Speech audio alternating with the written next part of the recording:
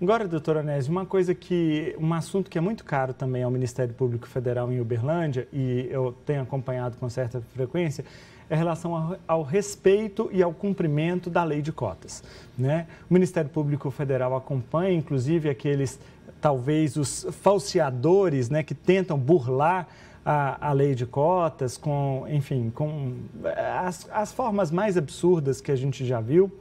E, até aproveitando a sua presença para discutir esse assunto, nós convidamos aqui algumas pessoas que participam desse dia a dia, dessa situação toda. Uma delas é a doutora Jane Maria dos Santos Reis. Ela é uma lutadora também dessa questão das cotas raciais e ela gravou um vídeo para participar desse momento aqui com a gente. Professora, à vontade. A lei de cotas completou 10 anos em 2022 e passou muito recentemente, agora em 2023, pela sua renovação, tendo pontos de aperfeiçoamento. E, nesse sentido, essa lei ela é um importante mecanismo que assegura a promoção de equidade racial, no caso das cotas raciais, né? E nesse sentido, toda lei, ela precisa de políticas para se implementar. E esse processo de implementação da lei de cotas por meio de políticas afirmativas nas universidades e nos institutos federais é um processo que, ao longo desses um pouco mais de 10 anos da lei de cotas, aconteceu em tempos e espaços diferentes no nosso país, né, que tem uma grande extensão e com diferentes possibilidades. E isso é algo que dificulta muito, ainda no momento presente, uma avaliação precisa da lei de cotas. E, além disso, ela também precisa continuar. Ela é um processo que está em curso. Essas políticas, elas precisam ser implementadas, precisam ter continuidade e precisam também ter um tempo para implementar o seu aperfeiçoamento. Até porque hoje, né, e é um dos pontos da renovação da lei, além do ingresso, é preciso assegurar lei de cotas nas entradas de permanência dos estudantes cotistas. Então, os estudantes cotistas, eles entram em institutos federais, universidades federais, mas precisam permanecer, eles precisam de condições para cursar, né, a graduação que optaram.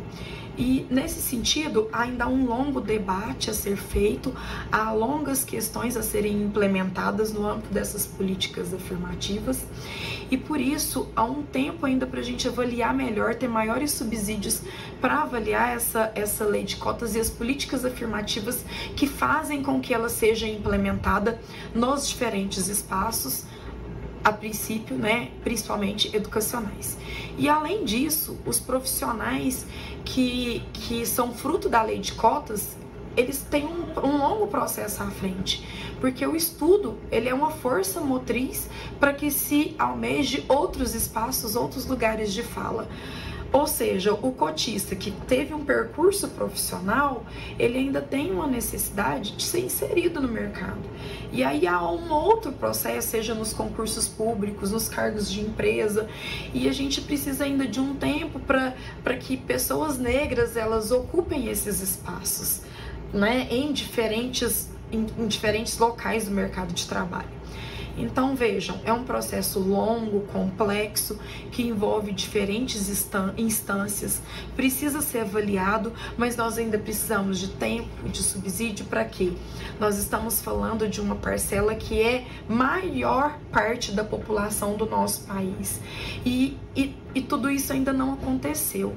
Nós ainda precisamos de muito debate, de muitos estudos, análises, com base na implementação dessa lei, das políticas afirmativas, para continuar e para conseguir ter pareceres e relatórios, enfim, mais consolidados sobre o impacto dessa lei.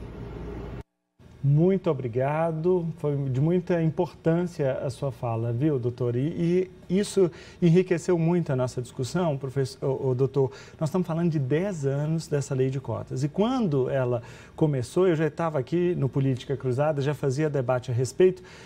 havia uma discussão muito grande, assim, mas tem necessidade disso? Mas para que fazer isso? Por que segregar? Houve um debate, assim, acalorado. E olha que o país era bem menos dividido do que é hoje, né? Passados 10 anos, uma década, a gente ainda tem dificuldade numa efetiva implementação da lei. Palavras da doutora Maria aí, né? É verdade. A professora Jane Maria coloca essas dificuldades, mas, Danilo, sabe que nós temos avançado?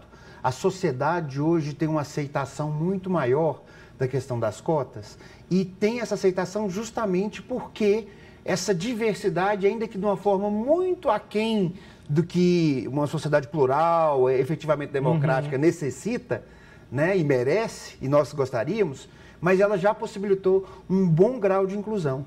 Esses alunos, tem vários estudos das universidades que mostram que os alunos das cotas, quando eles ingressam na federal, na sua maioria, eles têm um nível um pouco abaixo daqueles alunos que entraram pelo processo de ampla concorrência.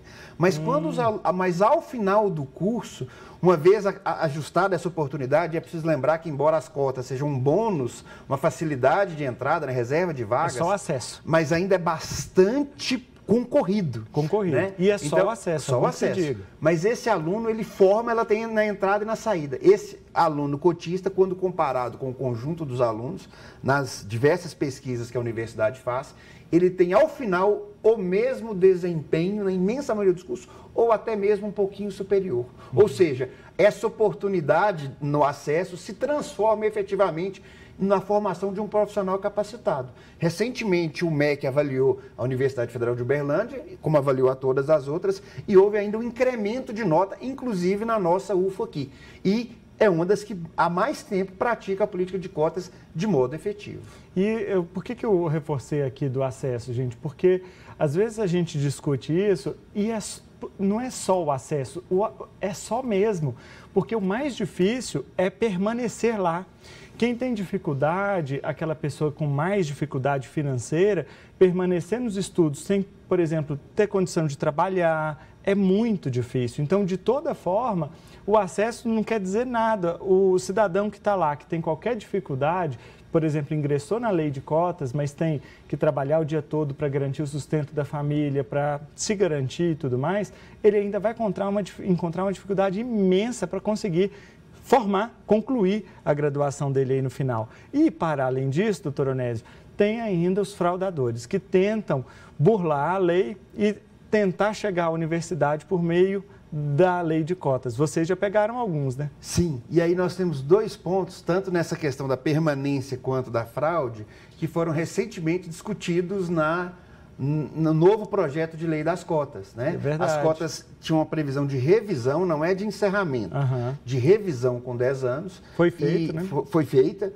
Na Câmara, agora, a primeira revisão, ela aponta alguns detalhamentos interessantes. Ela teve a preocupação, ainda que inicial, com a questão da permanência das bolsas, desse apoio financeiro para o estudante cotista, seja ele escola pública, na renda, ou seja ele negro, e ela preocupou também com, mas essa parte foi explicitamente retirada, que era da Comissão de Heteroidentificação. Mas as universidades podem implementar, e aliás devem, como qualquer política pública. Vale até lembrar que quem fez a lei é uma deputada aqui da nossa região, da nossa cidade, a deputada Dandara, que é vice-líder do governo, né, que apresentou o projeto de lei, sendo ela a própria cotista, hoje mestranda da UFMG, e eu cito aqui a deputada Dandara como um exemplo, mas são inúmeros cotistas por todo o Brasil que aproveitaram super bem essa oportunidade e puderam acessar cargos de poder econômico, de poder político, enfim, fazer uma transformação para si, para suas famílias e para toda a sociedade, né? Mostrando, buscando mais igualdade, promovendo uma parcela da população que antes não tinha acesso, que é a parcela da população negra. Doutor, e sobre os fraudadores? Como é que vocês estão lidando? Isso já deu uma diminuída, porque o Ministério Público foi exemplar no sentido de punir, de apontar. E aí, como é que está isso? Uberlândia tem feito um dos melhores trabalhos, Danilo, modéstia à parte, na nossa região com relação à questão das fraudes. Mas, de um modo geral, nós ainda temos muito pouca educação étnico-racial, porque nós tínhamos a ideia, voltando na questão dos banheiros, da comunidade trans, que tem tudo a ver, nós tínhamos uma ideia de que reconhecer direitos ou reconhecer diferenças iria nos dividir.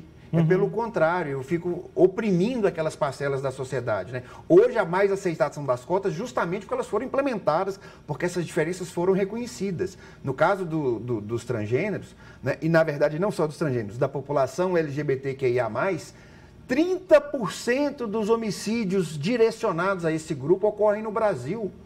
Que tem, qual é a população brasileira? 3% em âmbito mundial, mas 30% dos assassinatos ocorrem aqui. Algo estarrecedor. Então, é preciso buscar essa inclusão. E no caso das fraudes, do letramento, assim como das questões de gênero, de identidade, a nossa sociedade ainda tem pouco. Então, nós enfrentamos algumas dificuldades para essa questão, no próprio judiciário, na própria compreensão do Ministério Público, na administração pública, que imagina que olhar as diferenças vai, ou porque temos dificuldade, às vezes, de identificar quem teria direito a essa política, quem não teria, essas dificuldades, ao invés de buscar superá-las para incluir a população correta, o público-alvo da política pública, poderia nos dividir. Não é o contrário, é o reconhecimento da diferença que, com as dificuldades iniciais, ao final nos promove como uma sociedade melhor, mais igualitária, mais solidária, né, onde nós reconhecemos aquelas diferenças que, para as pessoas que têm as suas diferenças, são importantes. E isso é muito importante porque nós estamos falando da inclusão da lei de cotas lá na universidade, mas ter um cuidado, uma atenção na educação básica também, ali na base,